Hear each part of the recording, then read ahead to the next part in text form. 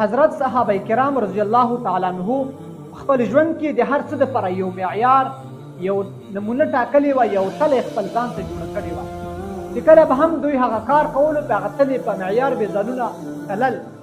لکه څرنګې کله به یو علاقې باندې جنګ کولو نو هغوی به دا فرض کړه یو معیار به وټاکل چې موږ به دغه علاقه دغه قبیله موږ به په لسو ورځو کې فتح کوو. بیا هماغه شان کېدل څومره دوی خپل معیار ټاکلی و په هغو ورځو کې به هغوی هغه کار کولو. خو یو وخت داسې وشو چې د حضرت امیر المؤمنین عمر فاروق رضی الله تعالی عنه دور راغی. کله د هغه دور راغی نو صحابه راجمع شول، په یوې علاقې باندې حمله کوله. دوی یو خپل معیار ځان دپاره وټاکلو چې موږ په دومره ورځو کې دغه علاقه دغه ځای فتح کوو. خو چې کله داسې وشول دوی جنګ شروع کړو، هغه ځای د دوی معیار مطابق ونه شولو، یعنې لسو ورځو کې هغه ځای فتح نه شو، یو څه ورځې ورباندې زیاتې تېرې شولې. نو حضرت امیر المؤمنین ته اول د دې